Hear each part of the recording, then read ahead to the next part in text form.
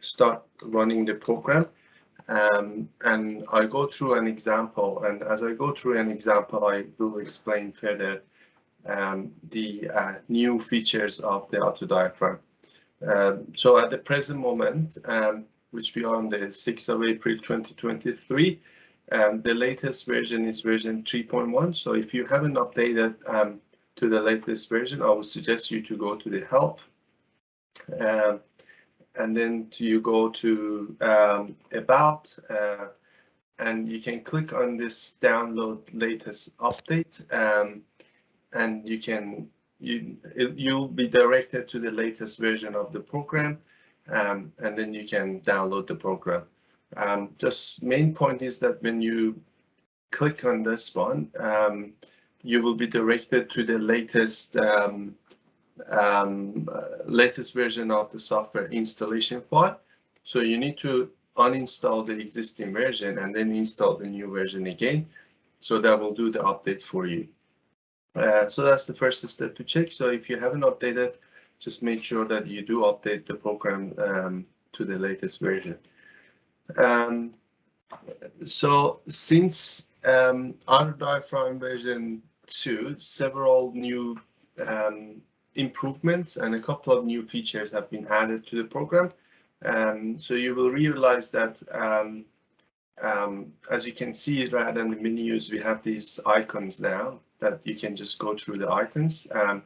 So I start by an example, and as I go through the example, I will discuss some of the important new features of the program. Just so that I'm better aware of what you guys need. So have all of you used auto diaphragm version 2 previously? And have you started using auto diaphragm version 3 recently, or is it something that you're just looking into right now? What is the situation? I think most of us have used version 2, and only some of us have started using version 3 at the moment. Right. Yeah. Okay. So version 3 is quite new to you guys, isn't it? Yeah, correct. Yeah. Okay. Yeah, it's been a while that we have released version 3, so I do suggest when a new version is released that please update as soon as you can, because there are some bugs sometimes that we find out, and then we just release a version to just remove that bug. Right. So the whole process of the diaphragm analysis using auto diaphragm has not changed. It's similar to version 2. So I'll open an ETABS model, and then the next step is to select the base points or reference points, as we used to do in version 2. There are a few differences now in terms of the flow levels that you want to do a strut and tie analysis. In the previous version, first of all, the default of the program is always that you just want to carry out a strut and tie analysis for all flow levels at the same time. But if you do want to undertake a strut and tie or generate a grillage model for a particular flow level, you've got that option in auto diaphragm. So in the previous version, whether you had selected this include or not, these stiffness modifiers to the flow levels were being applied to those levels. So that was a bit problematic. That has now been resolved in version 3. So if you untick this, then these stiffness modifiers won't be applied to your original model.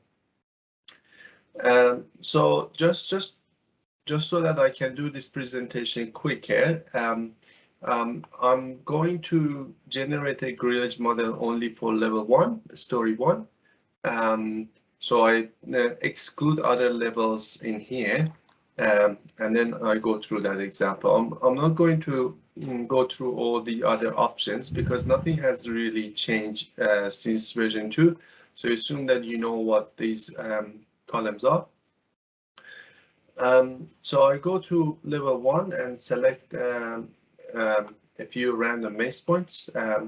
Just note that I'm for the sake of this presentation, I'm just selecting random base points. It doesn't mean that they are enough, or they are the number of base points that we should be selecting in a real job. I'm just doing this for presentation purposes. So that I can do this presentation fast, I've just selected 4 base points, which is the minimum, and then I go set base points. So as soon as I go set base points, this is another new feature in version 3. So in the previous version, you only had one group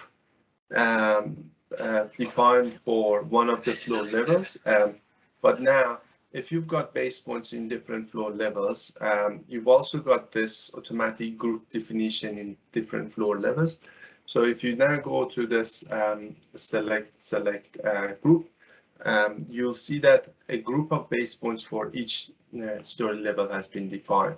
So if you lose your base points, you can always go back to the select, and then from these groups, you can select it again. You can imagine how useful this option is, because in larger models, you may want to select your base points several times. It's a trial and error procedure, and each time you may want just to remove one point or add another point. By having these groups definition, you don't have to just select all those points again each time. So it's just recorded.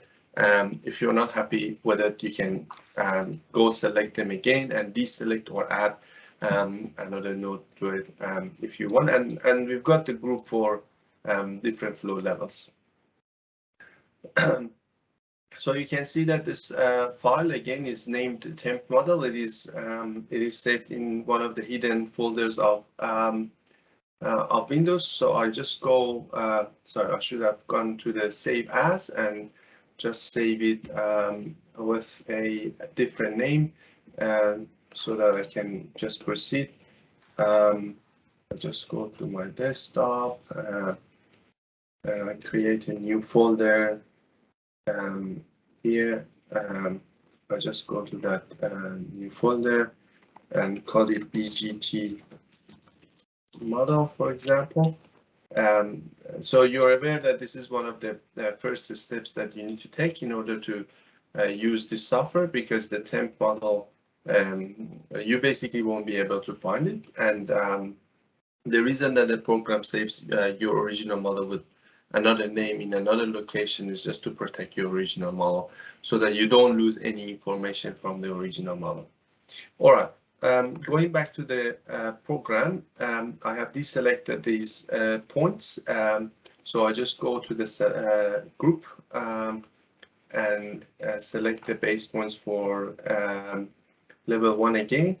I proceed to the generation of the geometry. So there are icons in version 3. So I just go generate geometry. Another improvement that we have made in version 3 is that basically it's a lot faster than version 2. So it was taking longer for the analysis to run in version 2. So we've made it, we've just tweaked the algorithm so that it just does it quicker. So you will also realize some graphical improvements in this display box. You can see that now all the strut and tire components generated by AutoDiaphragm are shown in black, and every other component that is not generated by AutoDiaphragm is now shown in blue line here. And also, if I now go to other levels and right-click on the floors, you can see that no property modifier has been assigned to these levels because they were just excluded from the AutoDiaphragm analysis. Whereas in the previous version, even if you had excluded them, still those property modifiers were applied to the floor levels, which was a bit problematic in many cases. So I go to the next step of the analysis, but just so that I can better introduce new features of the program, I carry on what we used to do in version 2, and then I go back and then explain what you can now do with version 3. So as you're aware, once the geometry is generated,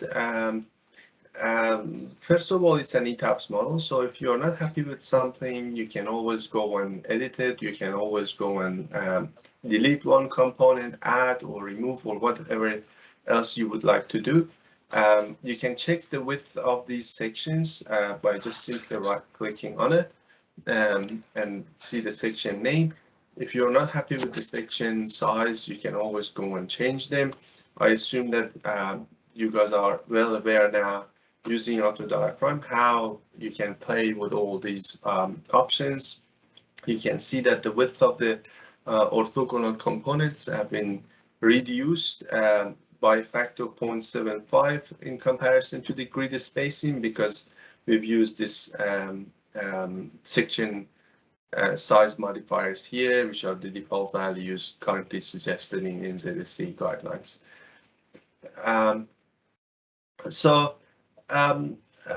If you are happy with the geometry of your strut and tie or grillage model, as you're aware, the next stage is to simply apply diaphragm forces to flow levels and then run the analysis.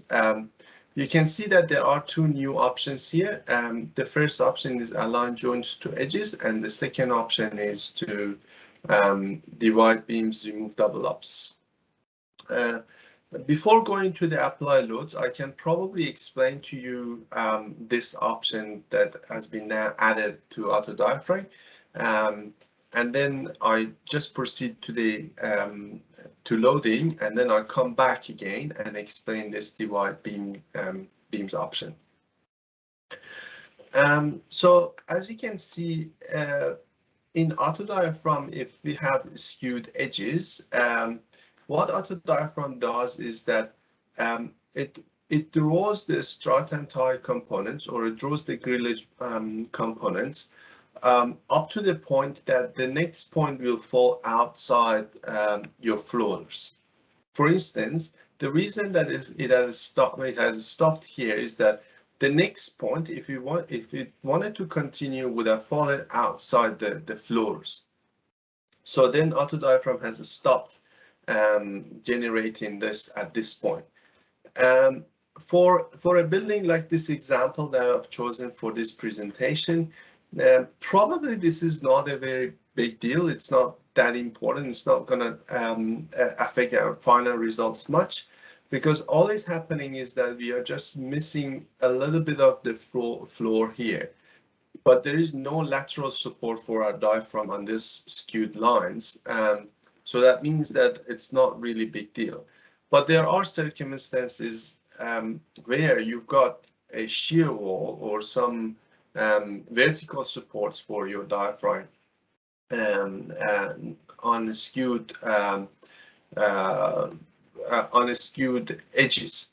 So in those situations, you do need to have strut and tie joints or grillage joints on the edges, so that those supports can be captured as supports of the diaphragm. So there are several ways to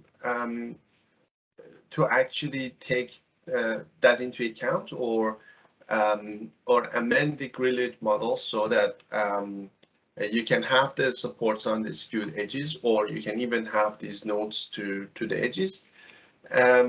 In order to develop version 3, we've done quite a few number of test analysis and research to see what the best option is to have a more accurate grillage model when our floors are not always straight. One of the methods that we found quite useful was aligning the joints to the edges. That option is already available in ETABS. I'll show you how.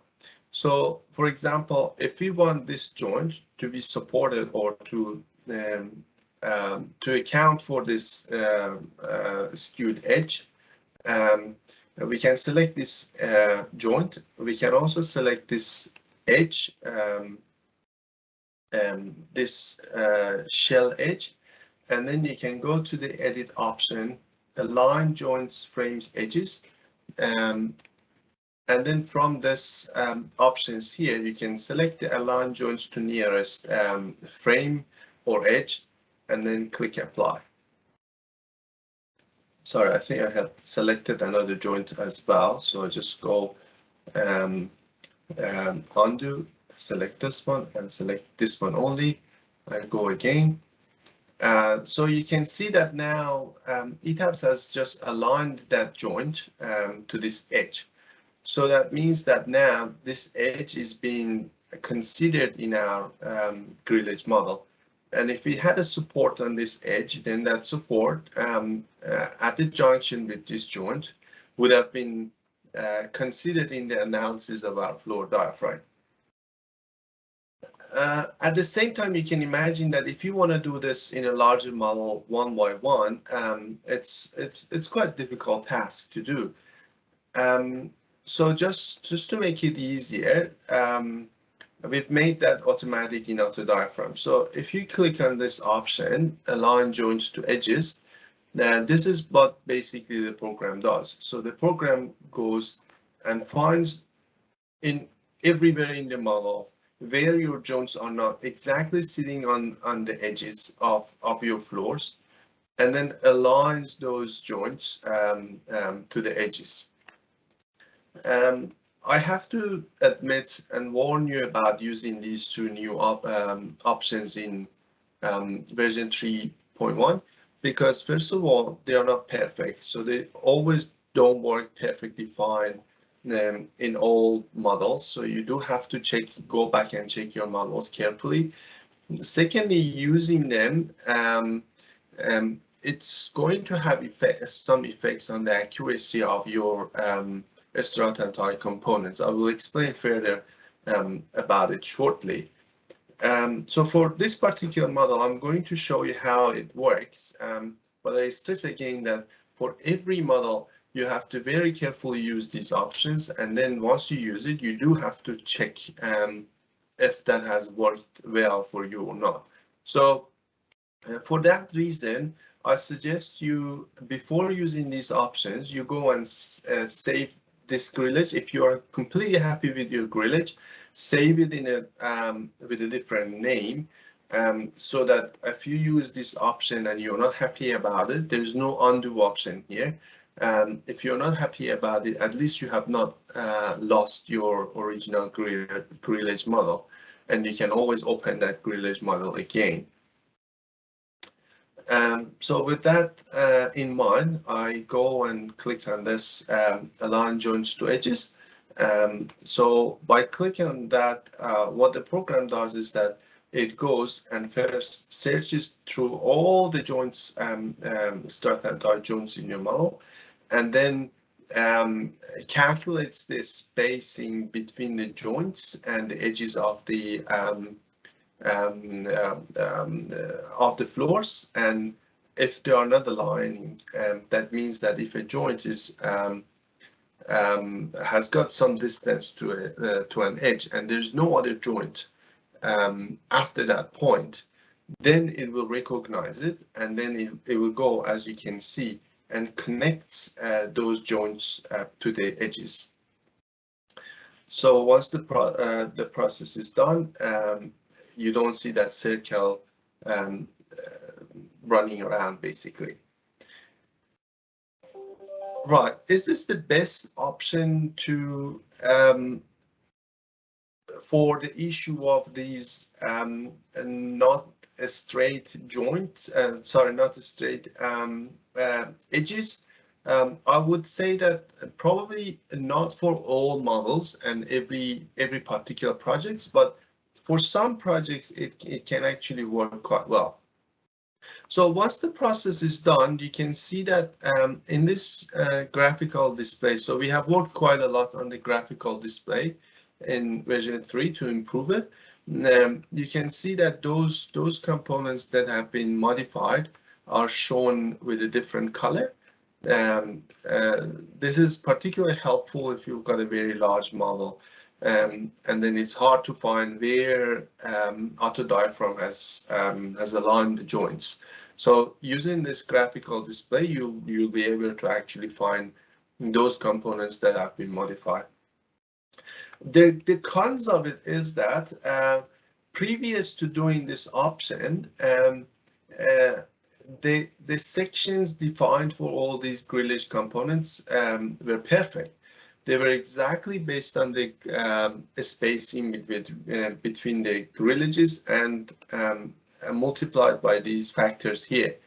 But now what has happened is that the joints have moved, but the sections have not changed. So they are still same sections. That means that these sections are no longer completely accurate. But is the effect really considerable? Is it something that we need to be worried about it?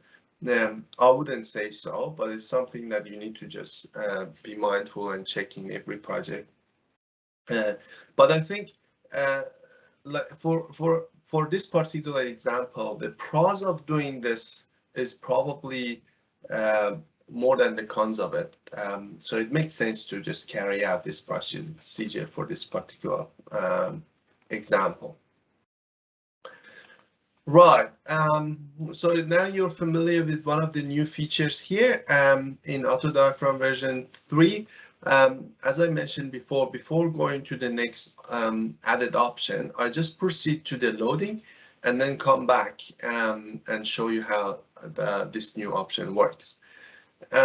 So once we are completely happy with our grillage, including all the edges and everything, then the next step is to apply lateral loads to the diaphragm. As you know, you need to calculate lateral loads to the diaphragm manually in auto diaphragm, and then you can just enter it here.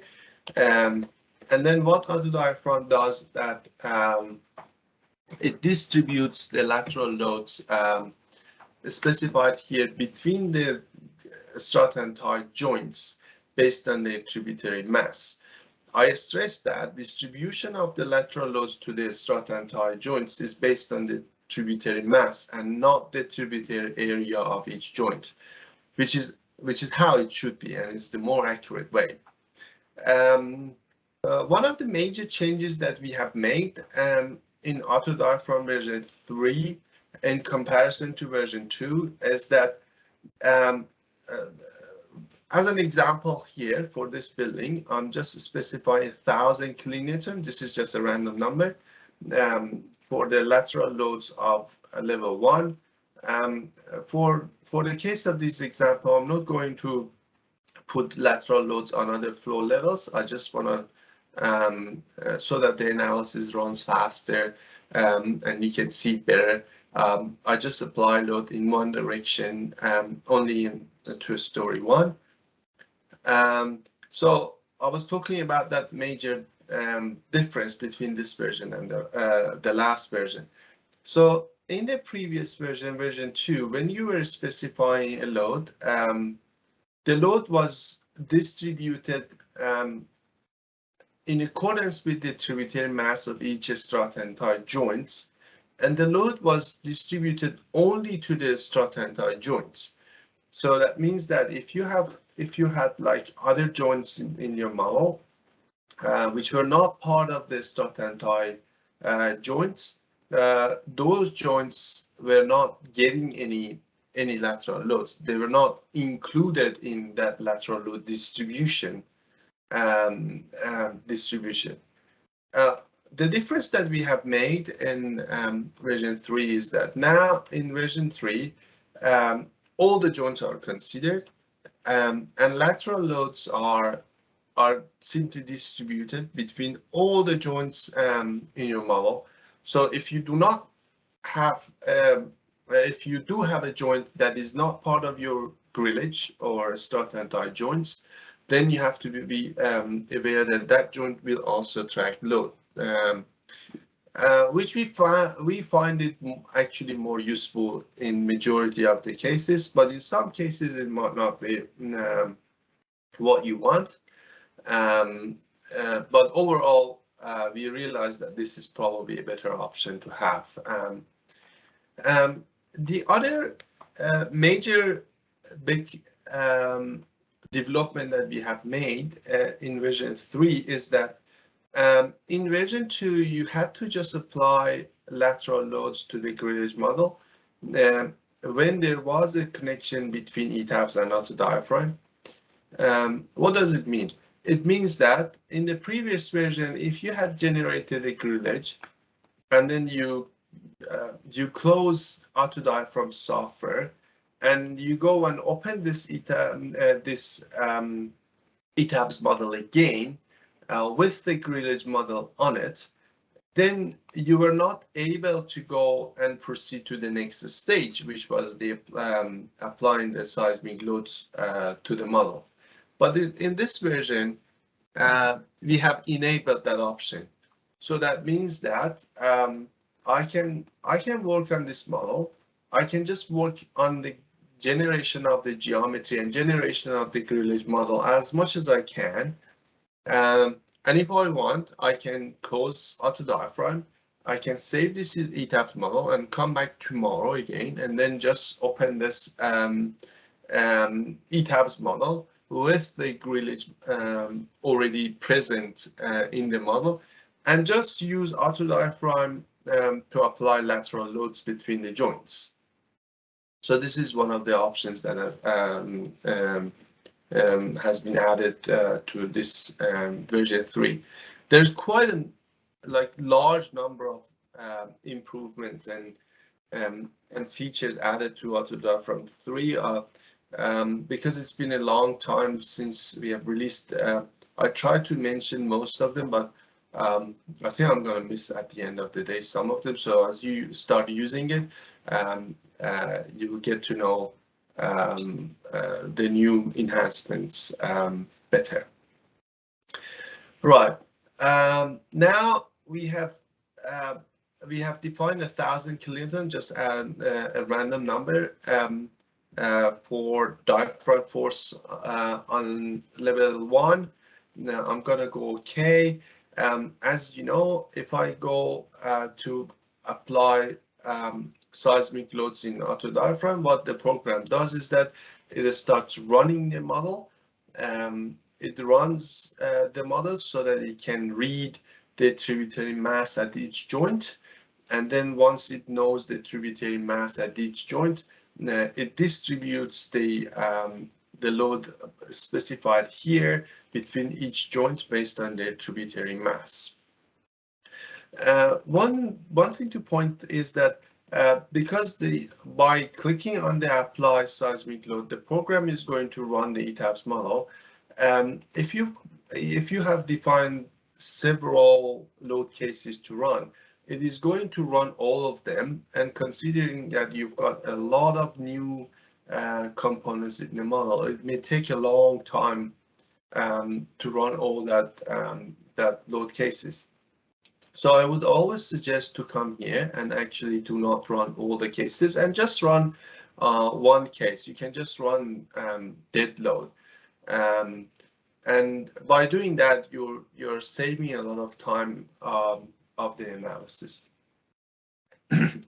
Having done that, I come back to auto diaphragm, and then I go apply seismic loads. So as you're aware, what the program does, it goes and runs the program. The reason that it runs it is that because it just wants to read the masses, assembled masses to each joint. And it does have the total mass of the floor level, so it just distributes that load to the joints weighted by their mass. Okay, so I just wait until the analysis is done and the loads are distributed. Yeah, I think it's done now. Right. What I can do now is that I can go to the load assigns and you can see that the program has automatically generated 4 new load cases, non-linear load cases, because they are compression only analysis. And then you can see loads that have been applied to each joint. You can see that, for instance, roughly, you can also just modify the decimals so that this is now, these forces are rounded up, so you can see them all one. And because this is a very symmetric model, so these joints all they all have very similar lateral load assigned to them. But you can see that this joint, the load on this joint is almost half this joint, because the tributary mass of this joint is twice as much as this one. Now you can run the analysis. So the next stage, once the lateral loads are distributed between the joints, is simply just to run the analysis.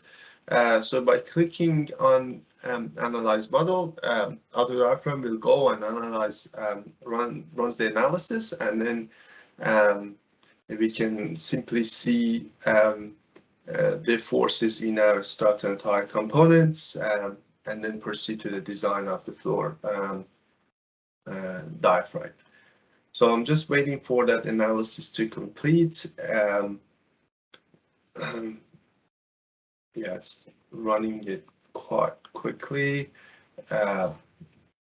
Right, so now the analysis is complete. So I can go here and then select this auto diaphragm load case, earthquake X in the X direction, positive, and then I go select the axial force component, showing for the frames, and I can see that how the loads have been distributed. You can see in this model, because we've got a shear wall here and shear wall here, when the lateral loads are applied in the X direction. So obviously these components here, they work as drag elements. They are dragging the forces back to the shear walls. From here, I'm just going to make a few changes to the original grillage model. And then together we are going to verify the differences that these changes will make to the final results. So for that reason, what I'll do is that I just go and zoom on this particular shear wall on grid 4, and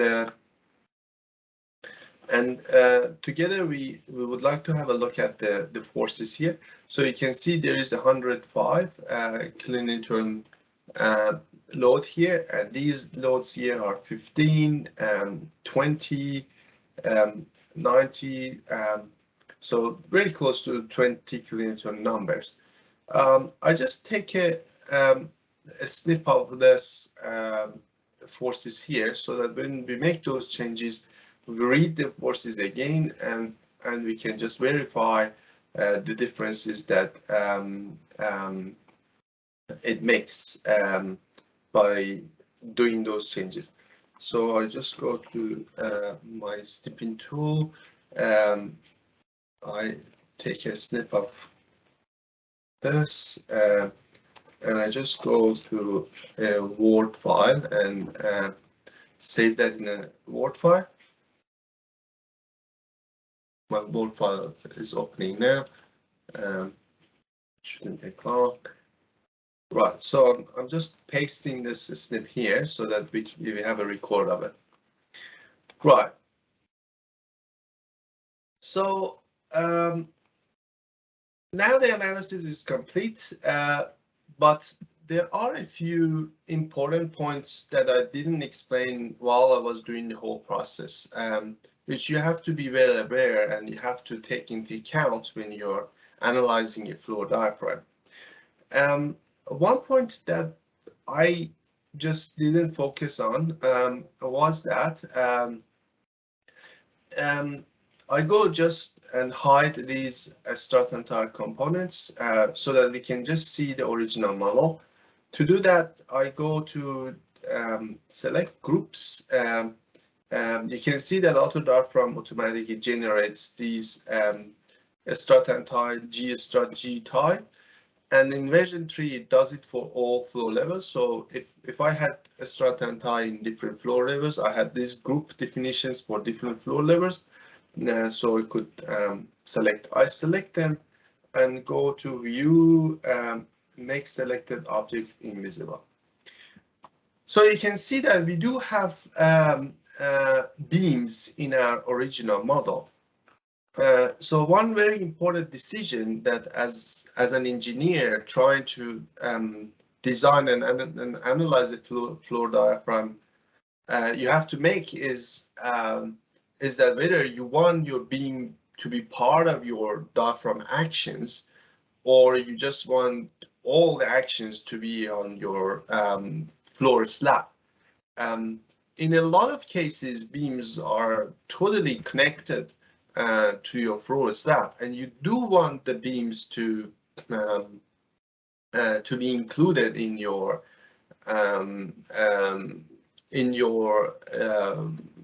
diaphragm analysis, and you want to design the beams for the loads that they get from diaphragm actions. So in this case, if I want to keep these beams as part of the diaphragm analysis, you're able to do that in ETABS, and you're able to do that with auto diaphragm. But there is an issue here. So if I go here and then select all objects again, the thing is that auto diaphragm has generated some strut and tie components or grillage components over the existing beams. So for example, if I just hold Control button and then right click on this component, ETABS will show me that there are 3 components around this point. There are 2 beams and there is this floor. If I select this beam, you can see that this is the beam added by auto diaphragm, and this is the beam originally in the model. So now we have 2 beams sitting on each other. So that means that the stiffness at that location is doubled up, which can, in some cases, affect how the loads are distributed in your floor diaphragm. Whether it's an important issue or it's not, it depends on each project. It depends on the size of the beams. It depends on several different variables. For simple models like this one, probably this is not going to make a big difference. We will see together. But in some cases, if you do not have beams everywhere, if you have beams only in a particular location, and then like half of the building doesn't have beams, or more complicated architecturally floor layouts, that can have some effects. So it's something that you have to be mindful and take into account in your analysis. So what I need to do is that I need to remove this doubling up of the beams, right? So in previous versions, you had to just go manually and select these ones. And the best way to do it is that we can actually hide the existing components. And then on those lines that you've got beams, you can just go and select them and then delete them manually. So in previous versions, you had to just do it all manually. Still, you can do it manually. And in many cases, you have to actually do it manually.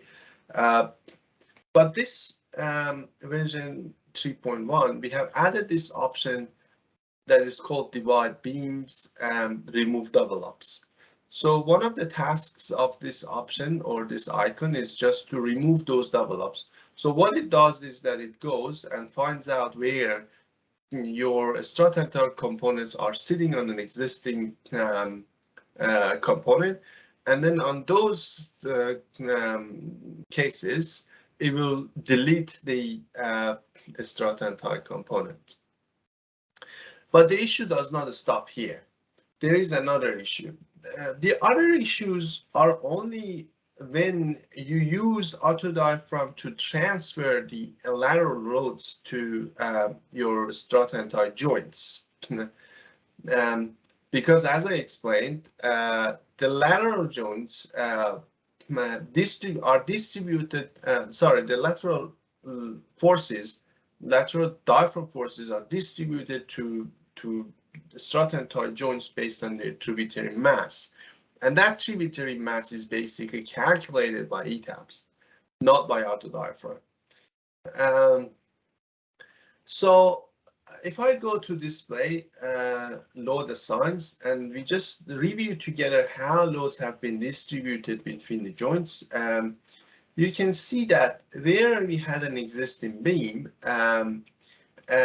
in between these joints, the loads are small, but as soon as I get to this end point, the load applied to this joint is considerably higher.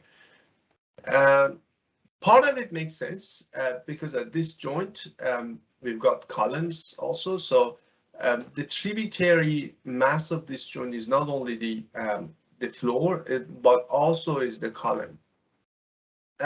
But what has happened is that because the beam is connected to these two joints, unfortunately, ETABS just goes and puts all the masses to both two joints. Both two ends of the beam. So if a beam is not divided between those joints, then all the masses will be concentrated to these two joints. Same scenario happens when you have a shear wall. So I've just got this elevation view of this grid 4. So we have a shear wall here in this model. So if we have a joint here, I just select this joint. If you can see it here, why can we not see it here? Is this? I just go to grid 4 here. I think this is not grid 4. Yeah. So if we look at this joint here, as far as ETABS is concerned, the mass at this joint is this beam here, half of this beam here, half of this beam here, half of the column up and down, plus half of the shear wall up and half of the shear wall down. Well, actually the other half goes to the other side. So all has been concentrated on this point. And because of that reason, if we just look at the load applied to this joint, you can see that it is considerably higher than the loads applied to the other joints, which they are not attached to a shear wall. I have deliberately selected an example to show exaggerated case. I have defined very large beams in this model and a small slab so that the mass of the beams are considerable in comparison to the slab, so that you can just see that. But it doesn't mean that in every model that's a huge issue. It's not, but it's something that you need to be mindful and check. So now you may argue that what is happening here is that rather than having like larger forces applied along the length of the shear wall, we've got that large force applied at the end of the shear wall at this point. Is that going to make a big difference to the final outcome, which is how you're detailing the floor diaphragm? Probably in this case, not much, because you know, along this length, your shear wall is really rigid. So it doesn't really matter if you just shift that load back to this joint. But in situations like this, in fact, you don't have this large force here. You do have it at these locations. So eventually it may have some effects on your final outcome. Again, whether it has like considerable consequences if you do not take that into account or not is something that you need to just verify in each model. It varies in each model depending on the size of your beam, size of the slab. There are several ways to rectify this issue, ranging from that you can just completely say that, oh, look, you know, I don't want any mass of my original structural components to be included. In that case, what you can see or what you can do is that you can just select all your beams and columns and just assign a zero mass material to those beams and columns, and then go back to auto diaphragm and then like repeat that process. That's one of the methods to rectify the issue. However, in auto diaphragm version 3, they have added this option that if you click on it, the program goes and identifies where, first of all, the strut and tie component is sitting on an existing component, deletes the strut and tie component. And the second task that it does is that it also divides your original frame components between the strut and tie joints, so that if you are applying the seismic or lateral forces using auto diaphragm, then those masses are taken more accurately. Note that it just does it for frame components, so the shear wall one will stay the same. Just to see the difference, I'm going to just go to this joint. You can see that we've got 42 kilonewton load on this joint, and we've got 34, for instance, on this joint. Now I'm going to use this option and then apply loads again to see what difference it makes. So I go use the, just before doing that, I would say that you can do all this process manually as well, but it's a real pain, especially more complicated, larger models, to just find all those components and go on one by one, delete them, and then going back and just divide the beams between the joints. So that process has made automatic. But again, I'm just stressing that using these two are not compulsory in each model. It's different to the previous options available in auto diaphragm. You basically have to use all these options in order to analyze your model, but these two are just additional features, and they don't work very well for all models. So you do have to just go back and check them very carefully, and also I do suggest before using it, because there is no undo. Undoing this is just too hard and not doable. So we were not able to add that undo option to these two features. So if you just to retain your original model, I suggest you save this one with a different name and then apply these options. And you know, if you're not happy about it, the good thing is that, as I said, because you've saved your model somewhere else, you can still open it and apply lateral loads to it using auto diaphragm, something that you were not able to do in version 2. With that explanation, I just proceed with this option. As soon as I click on it, there is a warning here. This warning is very important. And I'm going to explain why it is important. So, as I mentioned, auto diaphragm will go and divide your original beams between the strut and tie joints. But how does it do it? The way that it does it is that, in fact, it goes and deletes your original beams and also deletes the strut and tie components divide over it. So it deletes everything. And then again, it starts drawing it between the joints based on the section that it was defined for it originally in the original model. So that means that because it's deleting the original beam, if there was some line loads over it, if there were some stiffness modifier assigned to it, everything will go. So you have to be very careful about using it. So that doesn't mean that you cannot use it. You use it, but if you have applied some stiffness modifiers that are important for your diaphragm analysis, you need to go back and apply them again. If you had some line loads that are part of your mass or point loads, you need to go and apply them again. So I just go OK, and you can see that it says that deleting the original beams and now adding the main beams. So it's doing it. It's very, very fast. So it's all done now.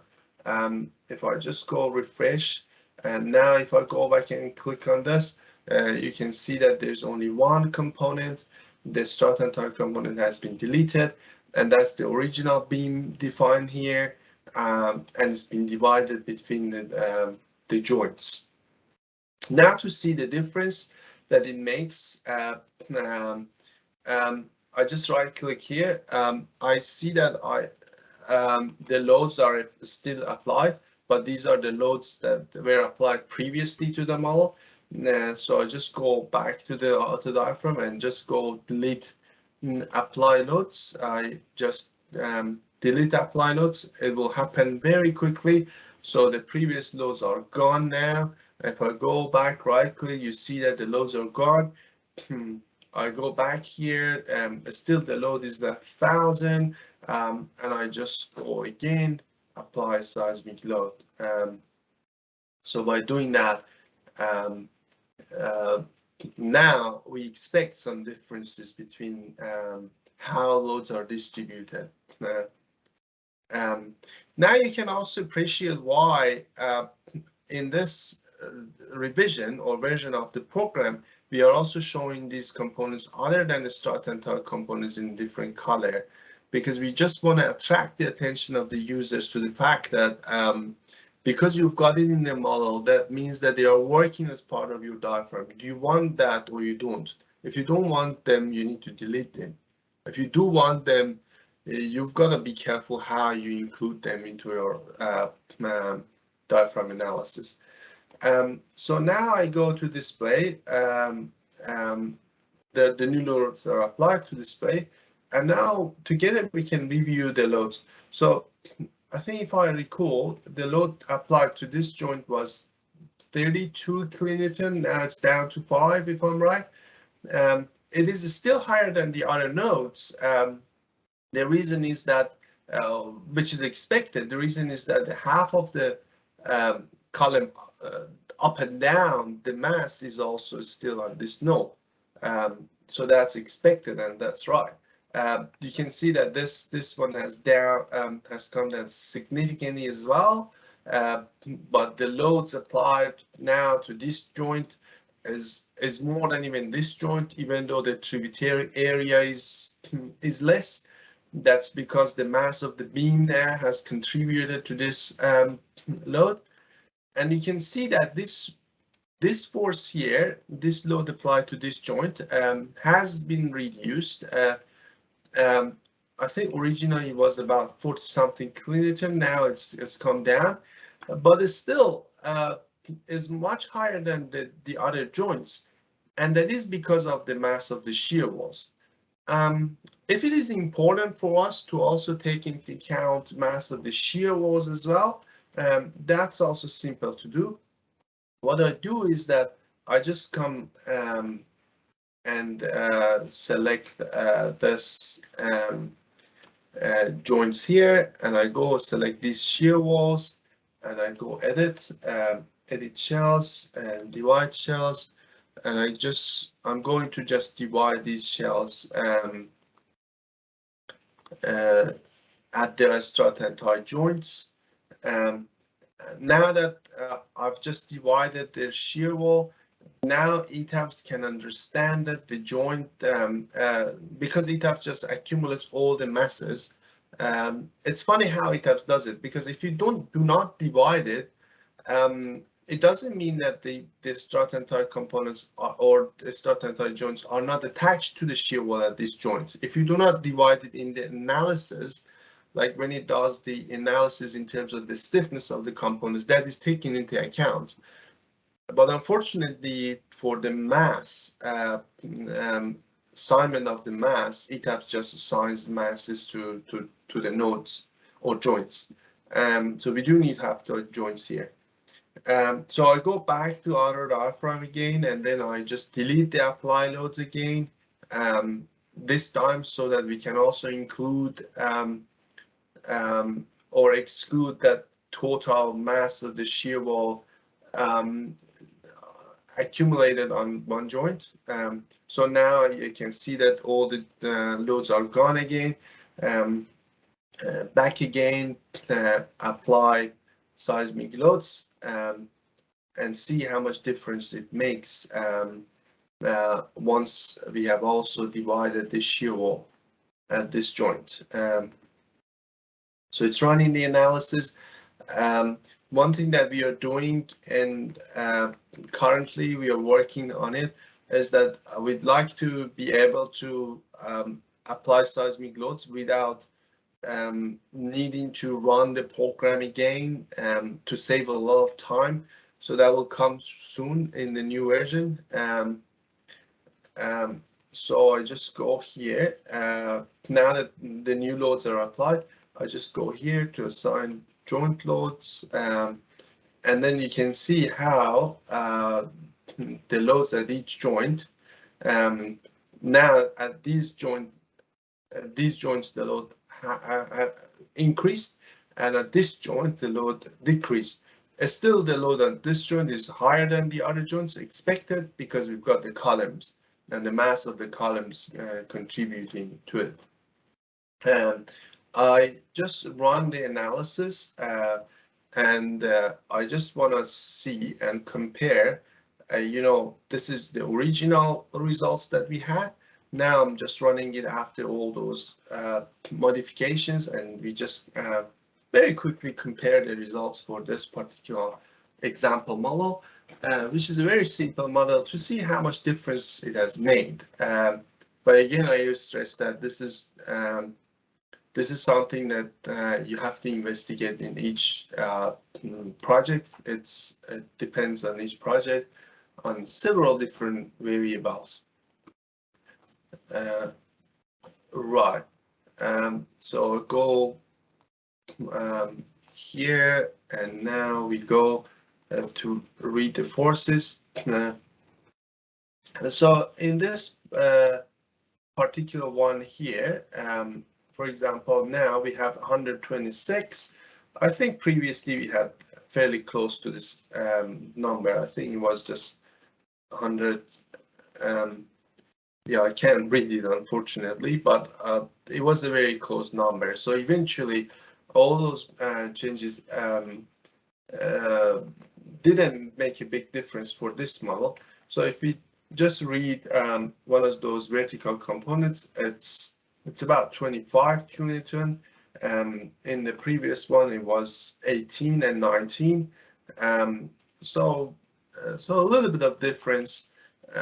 Not really much, but that's just a very simple model. It may make some bigger differences in other models. With that, I'm going to conclude this presentation, but happy to take questions.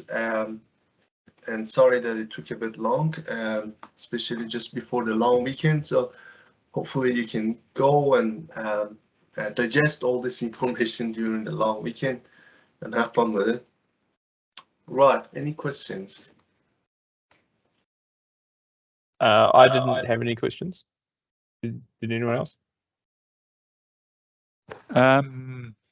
My only question was just the what we used to do in version 2 with the, I guess, the stiffness modifiers for example, the axial load. We used to put 1,000 on say the floor that you're putting grillage on, like 1,000 modifier on your axial. Is that no longer required for version 3? Oh, nothing has changed in that regard. So I just didn't talk about it in this presentation because I was just focusing on new features. Yeah. But no, in terms of like, as I explained, the default and recommended option by other diaphragm is just to generate grillage for all floor levels at the same time, because that's probably when you get the most accurate results. But if you do choose to just generate grillage for one particular level, as I did in this example, I just did it in this example so that it just runs faster and I can do the presentation. But if you do choose to just do the grillage for one particular level, then you have to, like the previous version, you have to just go back, make sure that the way that loads are distributed between your vertical components matching with what you have designed the building. Okay, thank you. All right, you're welcome. Right, so if there's no other questions, yeah, we can conclude this session, and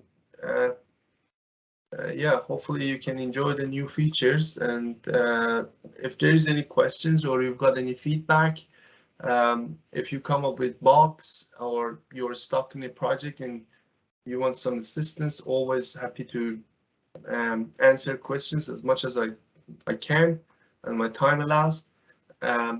Also, yeah, I'm doing a lot of peer reviews. I would be very happy to do peer reviews for BGT, not only for diaphragm analysis, for everything else. Yeah, so if you also need peer reviews, get in touch. I'll be happy to help. Cool. All right. Thank you very much for your time. All right, thank Really you guys. appreciate it. Have a good evening. You too. Thanks. Bye. Cheers. Cheers. Thank you. Bye.